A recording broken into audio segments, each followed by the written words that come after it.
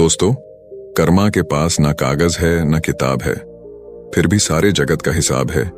ये कहा जाता है कि जो कर्म हमने पहले किए हैं उनका फल हमें आज मिलता है, और जो आज करते हैं उसका फल हमें बाद में मिलेगा। किसी ने सच ही कहा है, दूसरों के साथ किया हुआ छल बर्बादी के सारे रास्ते खोल देता है। अगर आप किसी के साथ बुरा करते हैं तो आपके साथ भी बुरा ही होगा। आइए इसे एक कहानी के माध्यम से समझते हैं। नमस्कार दोस्तों, बहुत समय पहले की बात है। एक बहुत पुराना गांव था। उस गांव का नाम रामपुर था। उस गांव के लोग बहुत ही सीधे और सच्चे थे। उसी गांव में एक बुजुर्ग आदमी, उसकी पत्नी और 2 बच्चे रहते थे। बड़े बेटे का नाम कबीर था और छोटे बेटे का नाम सिद्धार्थ था। उसके माता पिता खेती का काम करते थे। वह एक किसान थे। समय के साथ साथ वह दोनों भाई अब बड़े हो गए थे। सिद्धार्थ अक्सर अपने भाई कबीर को देखकर जलता था, क्योंकि कबीर स्वभाव से बहुत अच्छा था। वह सबकी मदद करता था। उसके दिल में सबके लिए दया और आदर भाव था। सिद्धार्थ का स्वभाव ऐसा था कि उसके दिल में दूसरों के लिए कोई दया नहीं थी। वह अपने माता पिता से भी ठीक से बात नहीं करता था। वह हमेशा दूसरों का अनादर करता और नुकसान पहुंचाते रहता था। धीरे धीरे काफी वक्त गुजर गया। कबीर और सिद्धार्थ के माता पिता का देहांत हो गया। उसके माँ बाप इस दुनिया में नहीं रहे। कबीर उस वक्त घर पर नहीं था, वह दूसरे शहर गया था। जैसे ही उसको इस बात का पता लगा, वह सब काम छोड़कर दौड़ता हुआ अपने घर पहुंचा। कबीर को विश्वास नहीं हो रहा था कि उसके माता पिता अब इस दुनिया में नहीं रहे। कबीर और सिद्धार्थ ने उनका अंतिम संस्कार किया। वह बहुत दुखी था। वह उनसे बहुत प्रेम करता था। उसने गांव वालों को भोजन के लिए आमंत्रित किया और ब्राह्मणों को दान दक्षिणा देकर विदा किया। अब कबीर और सिद्धार्थ दोनों अकेले रहते थे। धीरे धीरे वक्त गुजरता गया। वह हर साल अपने माता पिता की बरसी पर ब्राह्मणों को भोजन कराता और दान देता। ये सब चीजें सिद्धार्थ को पसंद नहीं आती थीं। वह कबीर से बहुत ईर्ष्या करता था और वह कबीर से जलते रहता था। उस राज्य का राजा बहुत अच्छा था। वह राजा सबकी मदद भी किया करता था। इसीलिए एक बार अपने माता पिता की बरसी पर कबीर ने अपने राज्य के राजा को आदर सत्कार के साथ अपने घर बुलाया और राजा के सामने ब्राह्मणों और उसके सगे संबंधियों को खाना खिलाया। ब्राह्मणों को दान भी दिया ताकि उसके माता पिता स्वर्ग में अच्छे से खुश रह सकें। सिद्धार्थ वहां खड़ा था। राजा भोजन करने के बाद सिद्धार्थ के पास गए। सिद्धार्थ ने राजा को प्रणाम किया। तभी राजा ने सिद्धार्थ से पूछा, तुम्हारा भाई तुम्हारे माता पिता के लिए इतना कुछ करता है, तुम ऐसा क्यों नहीं करते हो? आखिर वह तुम्हारे भी माता पिता थे। क्या तुम्हें यह समझ नहीं आता कि तुम भी अपने माता पिता के लिए कुछ कर सकते हो? सिद्धार्थ ने राजा से कुछ नहीं कहा और चुपचाप वहां से चला गया। सिद्धार्थ को गुस्सा आ रहा था क्योंकि राजा ने उसकी बेइज्जती की, क्योंकि कबीर अब सबकी नजरों में अच्छा बन गया था। राजा ने भी उसकी तारीफ की थी और सिद्धार्थ सिर्फ चुपचाप देख रहा था।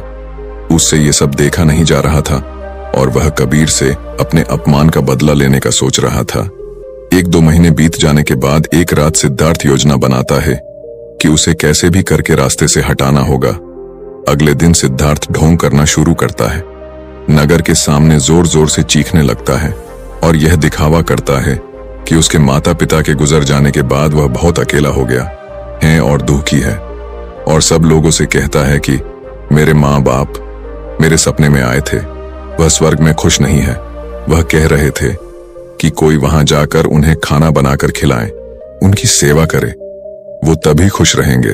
उन्होंने मुझसे कल रात सपने में कहा था कि मेरे भाई कबीर को मेरे पास भेज दो, वह उनकी बहुत सेवा करता है, वह इसके साथ बहुत खुश रहेंगे, तभी उनकी आत्मा को शांति मिलेगी।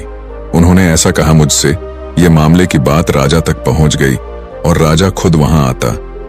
हे राजा ने ज्यादा सोचा नहीं। उसे लगा कि सिद्धार्थ सच कह रहा है और कहते हैं, यह तो अच्छी बात है। कबीर को अपने माता पिता की सेवा करने का मौका मिल रहा है, और मिले क्यों ना। इतने साल से जो पुण्य कर रहा है, राजा कहते हैं, लेकिन इसके लिए तो कबीर को मरना पड़ेगा। कबीर ये सब देख रहा था। कबीर को यह सब समझ आ गया था कि यह सब केवल उसे फंसाने की चाल है, क्योंकि उसका भाई उससे नफरत करता है। लेकिन वह फिर भी सब लोगों से कहता है, चलो ठीक है, इस बहाने में अपने माता पिता की सेवा करता हूं। वह राजा से कहता है, महाराज, आप अगले दिन नदी किनारे एक नाव का बंदोबस्त कराए। मैं नाव से कूदकर नदी में अपनी जान दे दूंगा और फिर स्वर्ग में जाकर अपने माँ बाप की सेवा करूंगा। राजा ने कहा, ठीक है। अगले दिन इन सभी चीजों की व्यवस्था कर दिया जाएगा और उसने मरने के लिए तैयारी करना शुरू कर दी। सिद्धार्थ यह सब देखकर मन ही मन बहुत खुश था। अगले दिन कबीर ने जैसा राजा से कहा था उसके मुताबिक राजे ने नदी के किनारे एक नाव का बंदोबस्त कर दिया। राजा और सारे गांव वाले भी वहां आ गए थे। कबीर आखिरी बार उस गांवों और सब लोगों को देखता है, फिर नदी में कूद जाता है और सारे गांव वालों को पता चल जाता है कि कबीर अब इस दुनिया में नहीं है। अब वह स्वर्ग की ओर चला गया है अपने माता पिता की सेवा करने के लिए। सिद्धार्थ बहुत खुश था कि उसका इकलौता भाई अब दुनिया में नहीं रहा। जो भी जमीन और वसीयत है अब वह सब मेरा है, मैं ही इसका मालिक बनूंगा। धीरे धीरे काफी दिन गुजर गए। एक दिन अचानक से राजा के दरबार के बाहर कबीर बैठा होता है और जोर जोर से रो रहा होता है। राजा के सिपाही ने देखा कि कबीर वहां बैठा बैठा रो रहा था। पहले तो सब डर रहे थे उसके पास जाने से। फिर कुछ देर बाद सिपाही पूछते हैं, ये चमत्कार कैसे हुआ? तुम जिंदा कैसे हो? कबीर मौन रहा। फिर सिपाही उसे दरबार में ले जाते हैं। सिपाही कबीर को लेकर आ रहे होते हैं। राजा उसे जिंदा देखकर बहुत आश्चर्यचकित थे और कबीर से पूछते हैं। तब कबीर राजा को बताता है, महाराज, मैं स्वर्ग में गया था। मैंने देखा मेरे माँ बाप अभी भी खुश नहीं हैं। वो मेरे पर गुस्सा हो रहे थे और कह रहे थे, तुम्हें तो खाना बनाना भी नहीं आता, तुम तो हमारी सेवा भी ठीक से नहीं कर रहे हो। तुमसे अच्छा तो सिद्धार्थ है जो तुमसे अच्छा खाना बना लेता है और वह हमारा ख्याल भी रखेगा। तुम जाओ और उसे भेज दो। राजा कहता है, अगर ऐसा है तो सिद्धार्थ को इसके लिए मरना पड़ेगा। राजा अपने कुछ सैनिक को भेजता है और वह सिद्धार्थ के पास जाते हैं और कहते हैं कि महाराज ने तुम्हें राज दरबार में बुलाया है। और सिद्धार्थ उनके साथ आ जाता है। राज दरबार में पहुंचकर सिद्धार्थ ने देखा तो उसका भाई कबीर वहीं मौजूद था। उसे वहां देखकर आश्चर्यचकित था। राजा उसे सारी बातें बता देते हैं और कहते हैं, तुम्हारे भाई ने माता पिता के लिए इतना त्याग किया है, अब तुम्हारी बारी है।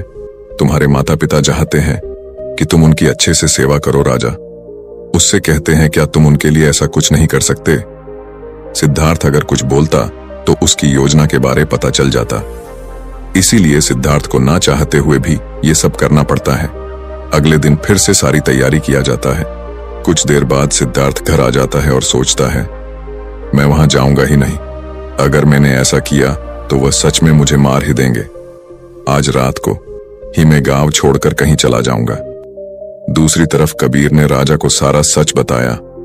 असल में वह जिंदा कैसे बचा था, उसने पहले ही मछुआरे से बात कर ली थी। जब कबीर नदी में कूदा तो थोड़ी ही देर बाद मछुआरे ने उसकी जान बचा ली थी, जिससे उसकी जान बची और वह 1 महीने तक नगर से दूर रहा था और किसी को भी नहीं पता चला कि वह जिंदा है। फिर सही समय पर राज्य में लौट आया। वह यह सब सिर्फ इसलिए किया क्योंकि वह उसके भाई सिद्धार्थ को एक सबक सिखाना चाहता था। इधर सिद्धार्थ शहर छोड़कर जाने की योजना बना चुका था। अपने योजना के अनुसार वह रात के अंधेरे में ही घर छोड़कर भाग जाता है। वह घर छोड़कर कुछ दूर गया ही था कि तभी राजा के कुछ सैनिकों की नजर उस पर पड़ती है और उसे रोकने का प्रयत्न करते हैं। सिद्धार्थ और सैनिकों के बीच हाथापाई और लड़ाई शुरू हो जाती है। सिद्धार्थ को सैनिकों ने पकड़ रखा था। सिद्धार्थ गुस्से में आकर एक सैनिक के सिर पर एक लकड़ी से मारता है। सिर पर चोट लगने से उसकी वहीं पर मौत हो जाती है। कबीर ने जो सारी बात राजा को बताई थी वह सिद्धार्थ को माफ करने वाले ही थे, लेकिन जैसे ही राजा को यह बात मालूम पड़ती है कि सिद्धार्थ गांव से भाग रहा था और उसने एक सैनिक की हत्या कर दी है, यह सारी बातें जब राजा को पता चलती है वह अब सिद्धार्थ पर और गुस्सा हो जाते हैं और राजा क्रोध में आकर उसे मृत्युदंड का आदेश देते हैं। अगली सुबह उसे नाव से धक्का देकर मारने का आदेश जारी कर दिया जाता है। उसको उस आखिरी समय पर अपनी गलती का एहसास होता है कि जिंदगी के अंतिम वक्त में भी उसने लोगों का बुरा ही किया। वह रो रहा था। उसे भी अपने जीवन के आखिरी पलों में गलती का एहसास होता है। पर वो कहावत तो आपने सुनी होगी, अब पछताने से क्या होगा जब चिड़ियां चुग गई खेत से, और पछतावे के साथ उसे अपनी जान से हाथ धोना पड़ता है। दोस्तों, कर्मों का फल ऐसा ही होता है। जैसी करनी वैसी भरनी। बुरे इंसान को आखिरी वक्त तक सही और गलत का पहचान नहीं होता। जिंदगी ऐसे ही नहीं चलती। जिंदगी समझने की चीज है जिसे हर व्यक्ति को समझनी चाहिए।